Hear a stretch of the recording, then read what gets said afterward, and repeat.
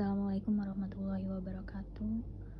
Perkenalkan, nama saya Anissa Siti Zahra dengan NIM 8778022264. Sejarah lahirnya Pancasila.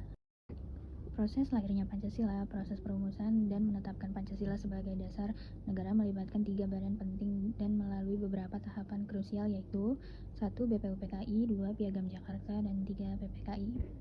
BPUPKI dibentuk oleh Jepang pada tanggal 29 April 1945 sebagai langkah untuk mempersiapkan kemerdekaan Indonesia. Sidang pertama diadakan pada tanggal 29 Mei 1 Juni 1945. Dalam sidang ini beberapa tokoh bangsa diberi kesempatan untuk mengemukakan gagasan mengenai dasar negara Indonesia. Ada 3 tokoh pengusul dalam negara. 1. Muhammad Yamin 29 Mei 1946 mengusulkan 5 asas yang menekankan peri kebangsaan, peri kemanusiaan, peri keutuhan, peri kerakyatan, dan kesejahteraan rakyat. 2.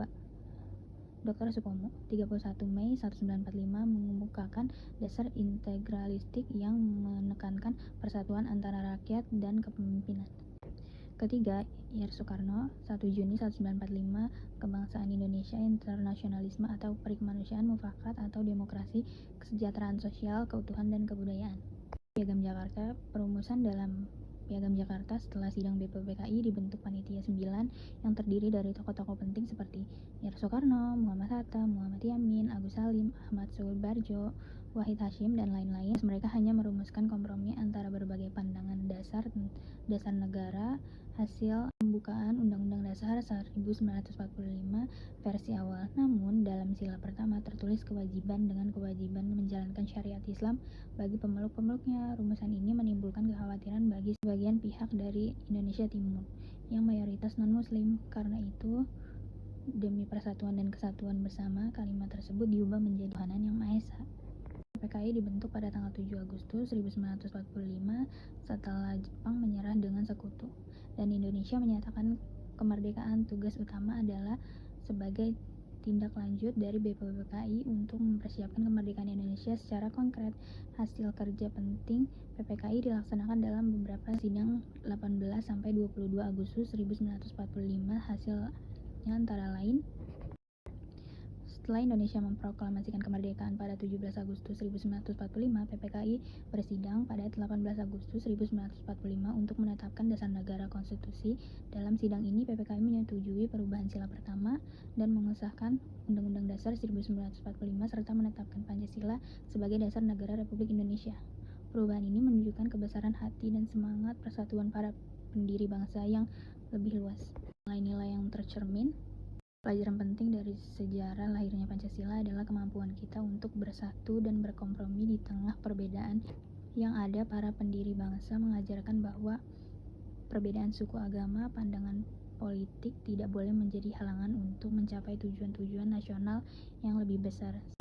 Setiap masalah harus diselesaikan melalui diskusi jujur dan terbuka, dengan mengedepankan akal sehat dan kepentingan bersama, bukan dengan paksaan atau kekerasan. Kita harus siap mengesampingkan dan tahu golongan demi keselamatan dan keselamatan seluruh rakyat Indonesia. Sebagai generasi muda, kita perlu meneladani nilai-nilai yang kita harus jaga: persatuan, menghargai perbedaan, dan menanamkan nilai-nilai Pancasila dalam kehidupan sehari-hari. Dengan begitu, kita bisa menjadi penerus bangsa, bukan hanya sebagai bangsa sejarahnya, tapi juga mampu menghidupkan Pancasila di zaman modern ini. Sekian dari saya, semoga presentasi ini bisa menginspirasi dan memotivasi kita semua untuk bertindak untuk lebih inspiratif. Terima kasih.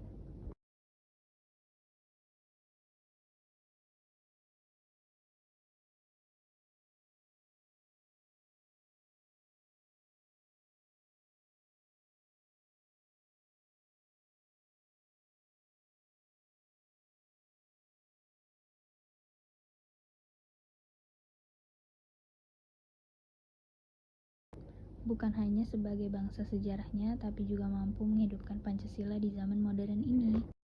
Sekian dari saya, semoga presentasi ini bisa menginspirasi dan memotivasi kita semua untuk bertindak untuk lebih inspiratif.